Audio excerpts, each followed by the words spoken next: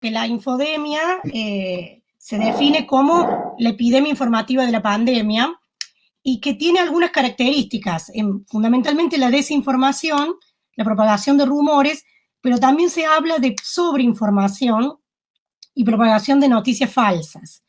Vemos que la Organización Mundial de la Salud habla de sobreabundancia de información, algunas veces precisa, otras no, que dificulta que las personas encuentren la fuente fidedigna y la orientación más confiable cuando la están necesitando.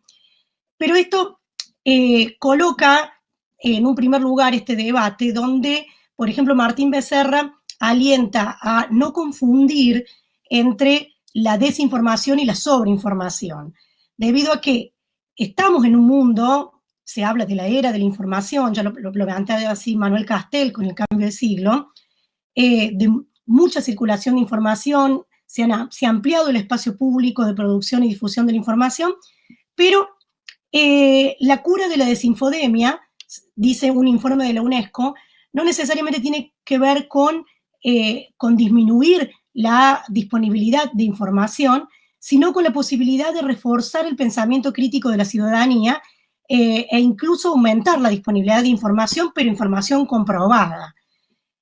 También se define la infodemia como la difusión de noticias poco confiables, maliciosas o falsas, que aumentan el pánico, alimentan la angustia o promueven conductas incorrectas. Esto significa que una vinculación de la definición con los efectos que producen.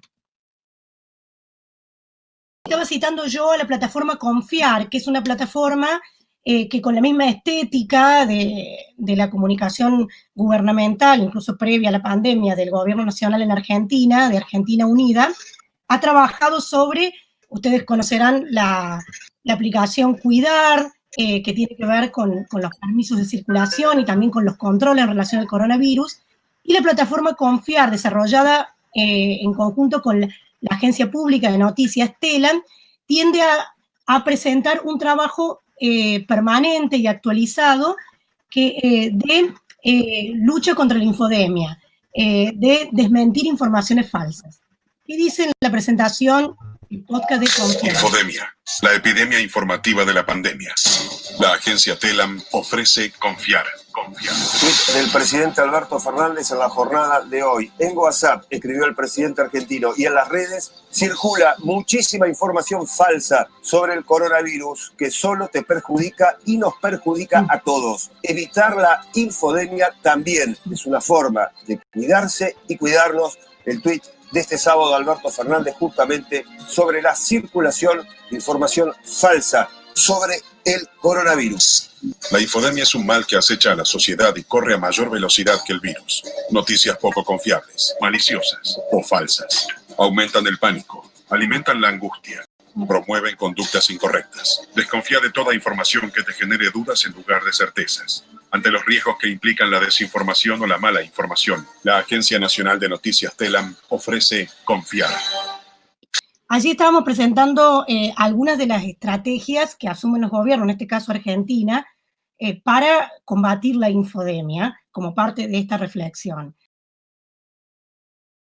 En un estudio reciente publicado por la UNESCO, que se llamó Periodismo, Libertad de Prensa y COVID-19, también se presentaron análisis acerca de la situación actual de la propagación de sobreinformación, de rumores o información inexacta o información falsa, o sea, de infodemia, y donde se presentaron algunos estudios que distintas fundaciones, organizaciones internacionales han realizado en estos últimos meses, o sea, desde que se dispara la pandemia en enero del 2020.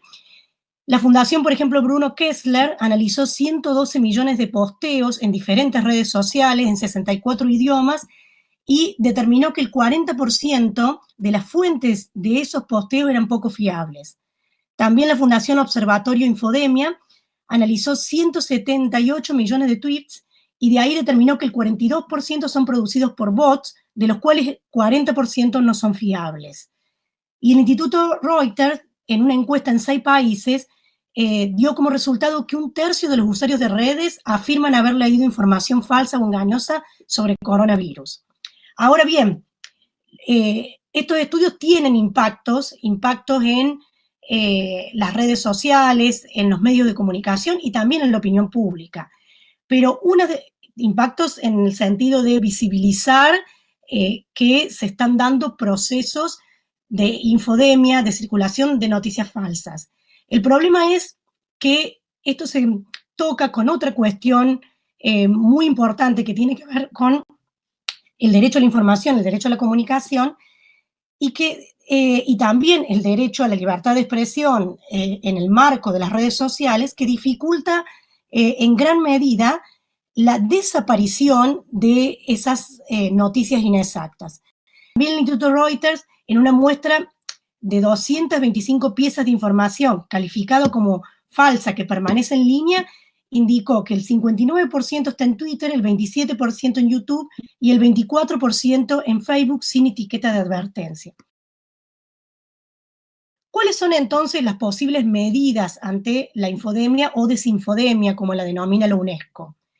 La regulación, lo cual es un tema que genera siempre cierta rispidez en el debate de la comunicación.